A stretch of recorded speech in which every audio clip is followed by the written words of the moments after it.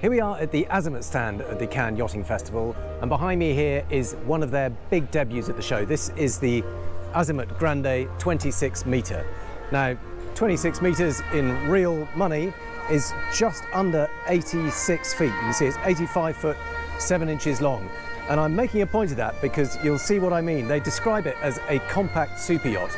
And everything about this boat has been designed with super yacht styling and flow around the boat in mind. So just keep that in mind, that it is less than 86 foot long.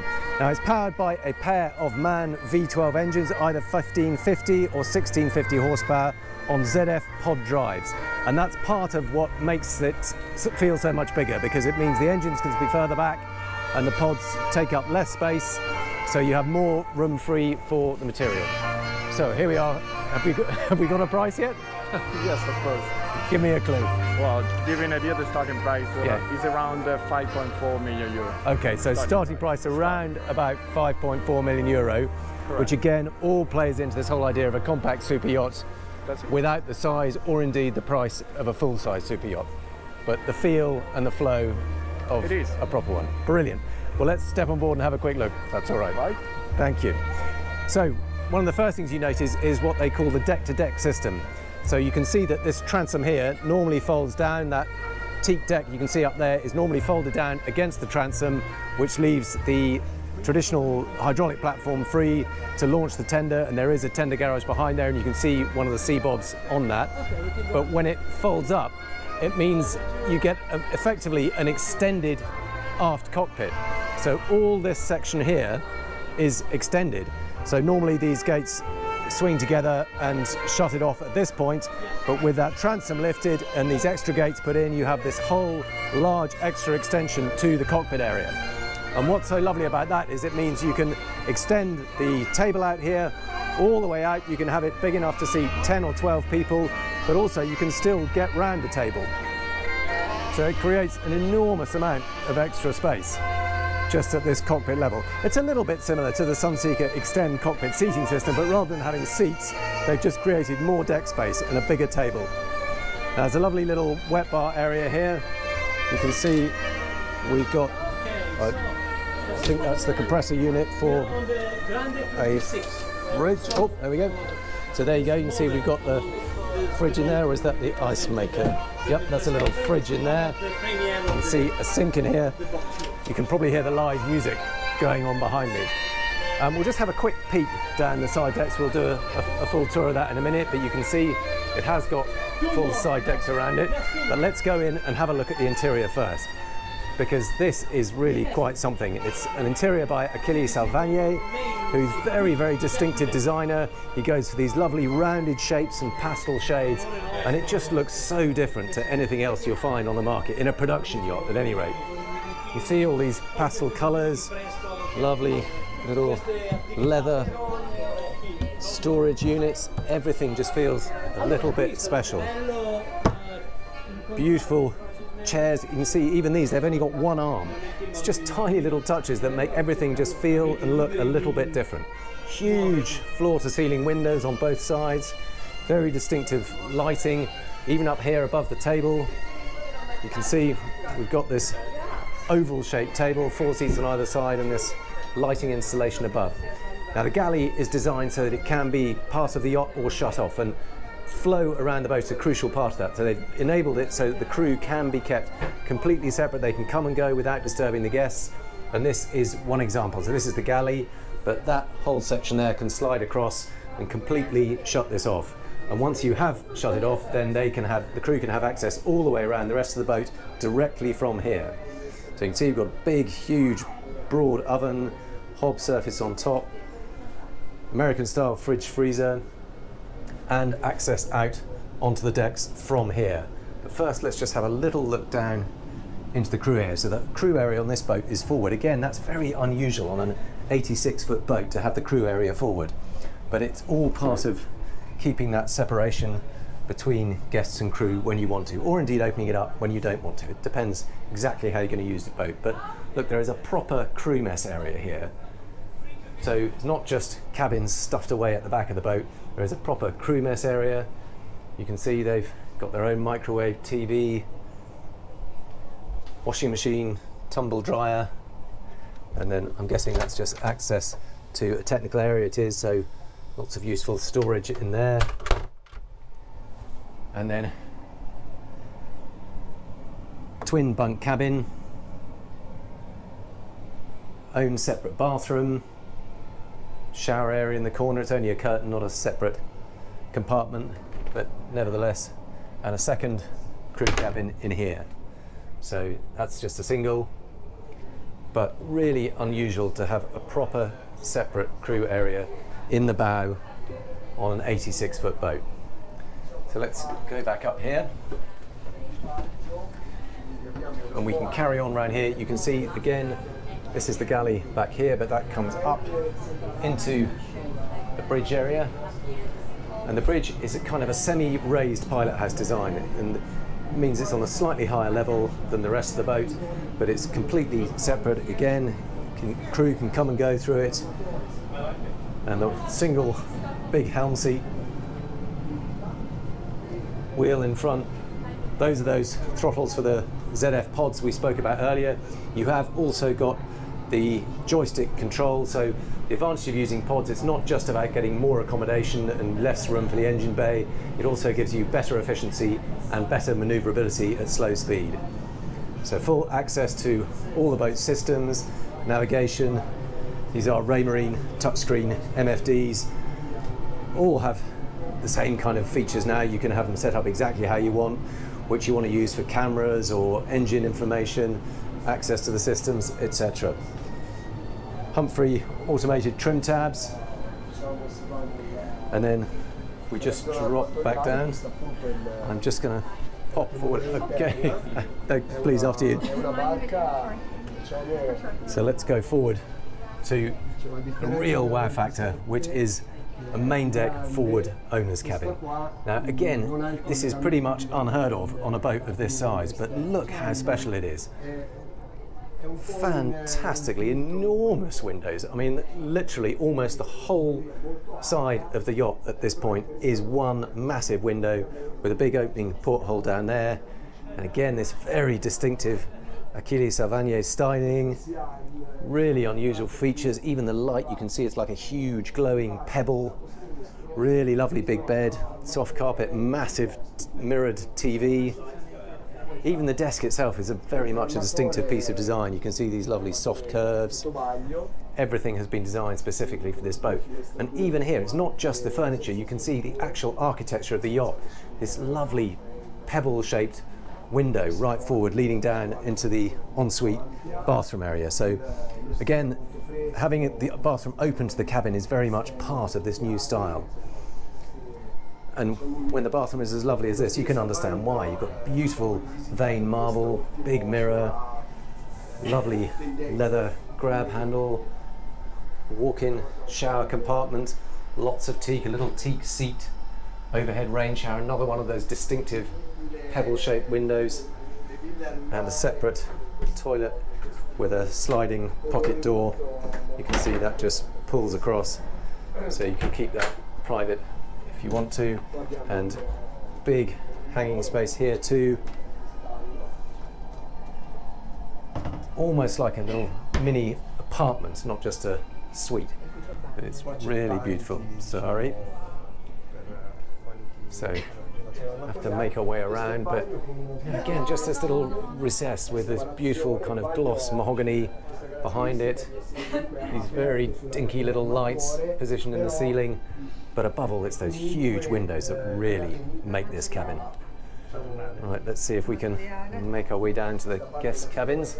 Again, we're having to work around the yacht, try and find the cabins when they're empty. Lots of people looking around it. So this is the guest area. We've seen the main cabin upstairs. This is now on the lower deck, and on the starboard side we have one double cabin. So there are 4 cabins down here. They're all en suite. Again, with this very distinctive styling, you can see how the headboard wraps around. Again, these lovely sort of glowing balls of light, all with their ensuite bathrooms. You can see walk-in shower. Again, this distinctive veined marble. kind of gold-lined light, adds a slight softness to the lighting. Big walk-in shower, mirrored TV, wardrobes around it, and that entire cabin is mirrored over on the port side, where this is set up as a twin. Got 2 decent single beds in there. You can't really see, it's now getting dark outside and we're right up against another yacht, but there's another big hull window in there, TV there, and of course that's also got its own ensuite bathroom. Very much a mirror image of the one on the starboard side. And if we keep heading back, there are 2 more cabins back here. Again, mirror image of each other, but slightly bigger double, big walk around bed, slightly more space in this cabin. Its own ensuite bathroom again. All those pastel colours. It's quite brave. It gives Azimuts a very different feel to the competition. And again, that cabin is mirror image on the other side, exactly the same. Really big beds actually. These look like they must be a good 6 feet across. And again, another ensuite bathroom. Exactly the same. Big teak seats so you can sit down or stand up. Not sure if I can, oh, there's a little twisting lock. Get an idea of the size of that. But all this on an 86-foot boat is pretty remarkable. But there is more to come. So just to show you how that all connects, this is the other side of the galley, and this is back into the saloon area. And you can see that there is a door here leading up to the foredeck area and the side deck. Why don't we actually just take advantage of that now and move up, so you can see how this is the starboard side deck, and it moves up to this beautiful foredeck area here. Oh, it looks particularly lovely with the sun beginning to set over the boat show here. But look at that, really sociable setup. 2 long sofas facing each other over a rather stylish little oval coffee table. Those infamous almost, but let's go with famous, Achilles Savanier sort of pastel colour cushions. Lots of scatter cushions, all different shades, different shapes. Just trying to add as much detail and interest as possible. Nice little inset teak cup holder in there.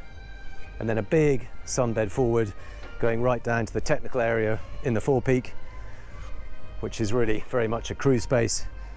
Big anchor windlass, cleats, fair leads, and a really massive rocknut anchor. Probably should have gone for stainless steel on that, frankly. Slightly spoils the look of an otherwise very beautiful yacht. But there's that big sunbed, and let's go back down the port side deck, and these are a really good size. Quite a few steps here. You can see there's 1, 2, 3, 4, 5 steps down the side decks, but really easy to walk across here. I just cruised past, but this is the door through to the galley and that bridge deck area again, so that's what I was talking about, the flow. The crew can come and go along here without having to go through the saloon. And then back into that cockpit. And now we can go up to the flybridge deck. Got the stairs on the starboard side. And up to this absolutely enormous flybridge area. So again, one of the big innovations is having this extended flybridge that goes right the way to the back of the boat. And I will show you what I mean by that. We'll just have a little pier over the end. But you can see that extends all the way to the aft of the cockpit. It's only that fold-up extension that protrudes beyond it, but it makes for a really long flybridge in this wonderful seating area here, again with very distinctive furniture. You've got this kind of chaise longue effect, double sun lounger, sofa kind of, I don't even know what to describe that as, but it just has a very lovely soft vibe, but there's just space to spare all around. You can see there's a little coffee table in the middle, but there is so much space and you can arrange it how you want. You can probably change the layout or the furniture if you choose to. And then this very stylish bar area here with these beautiful, almost like turned wood. They must have somehow turned that wood to make that quite as curved and rounded as that, but very stylish pair of bar stools, and again lots of curves and shapes on the bar area itself. Everything you need to whip up a cocktail or two. You've got a sink, got the fridge. Let's see if we can open that. Ice maker. Very stylish. And then a slightly more formal dining area here if you want to, but remember you've got that one down below on the extended aft cockpit too, but another big table there, and it keeps on going. Every time you think I must be at the front of it now, there's another hole. So there's a huge big seating area here, and of course the outside helm station. So it's actually almost bigger than the bridge deck down below, but there's 2 seats here, so very nice to be able to sit alongside if you want to. If the owner's going to take the helm for a bit, your partner can sit alongside you, or someone to help with navigation. Again, full access to all the controls. 4-spoke stainless steel steering wheel. Those are those ZF throttles again, and the joystick. Twin screens. Oh, that's, I think, my phone. I'll just try and kill that. There we go. And here you can see there is a big lift-up television here. And again, more storage. They've just stuck all the covers in here for the moment. But that big TV can pop up there, and then you can sit at the sofa, watch the sport, watch a movie in the evening. It really is a spectacular space. I can't tell you how big this feels. It just seems to go on for miles. Even with these huge candles on the table. Just look at the size of that. Just going to go all the way back just to give you an idea. And there's quite a few people coming up here, and it doesn't feel remotely busy. It's just so much space. Right, let's pop back down. Here we go. There we go. And it looks to me as if we lift up that, there is indeed a aft helm station here. So when you're backing up to the quay, as they have done here, you've got access to a separate joystick control right there. So I've managed to have a word with the captain, and we have managed to have a quick peek down at the engine room of this Azimut Grande 26 metre. It's a bit of a steep trip down, so I might have to turn it off temporarily, but let's see if, can I come down? Is there room for me to? Okay. Here we go. And now we can see how it all fits in. So here are the twin MAN, sorry, I think I said MTU earlier, they're MAN engines. So either 1550 or 1650 horsepower. And you can see these are attached to the ZF pods right at the back. I might see if I can squeeze down the middle here. Have a little look through here. You can see there's a short jack shaft running to those pods, and there are the pods, and between them is a Seakeeper 35, so that's the stabilizer system. That's got a big spinning gyroscope inside a vacuum sealed sort of globe that spins super fast, and that provides the stability resistance. That's what stops it rolling off its axis. But here are the 2 big engines. It's quite hot down here, but by keeping them on those pods rather than traditional shafts, they fit into a shorter overall space. And you can see we've got a Kohler generator over on this side, and a second one over here, big fire suppression system. And we might just be able to quickly sneak down the side here. There's not a lot of space, but we might just be able to get a slightly better view if I creep down here. Okay, there we go. So now you can get a better look at those ZF pods. So they're down, unlike the IPS, the propellers face aft, they're behind the pods, but they are steerable, so they can swivel independently, and using that joystick you can have one going forward in one direction and one in reverse in the other, and that's what enables the whole boat to move sideways or spin on the spot, or give you that great low-speed manoeuvrability. And here you can see the tender garage. That's the intrusion above the Seakeeper here, but actually because that's above the Seakeeper rather than the engines, you still have very good access to the engines themselves. So quite neatly done, big exhausts running down either side. So there we go, that is the engine room. We might just have a look, see if we can, no, I don't think we can creep through there, but that is the tender garage. You can see behind there, it's obviously all screened off, but there is rollers for the tender to slide out from this deck to deck. But that's how you can see how this whole section swings up. It's an opaque mare feature by the look of things. They've obviously designed that to swing up and create that extra deck space. And there are the controls for that, raising and lowering it. Most of all, I just wanted to remind you of how much space you get on board what is just an 86-foot yacht. It really does feel like a proper compact super yacht, and that's what they're trying to achieve. And I have to say, based on this, I think they've succeeded. So I hope you enjoyed this very quick tour of it. Thank you very much for watching, and I'll see you on the next one.